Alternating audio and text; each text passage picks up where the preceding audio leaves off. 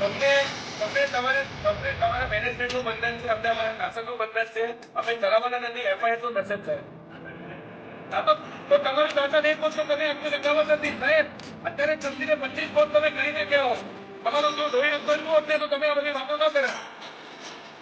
નહીં તમે જો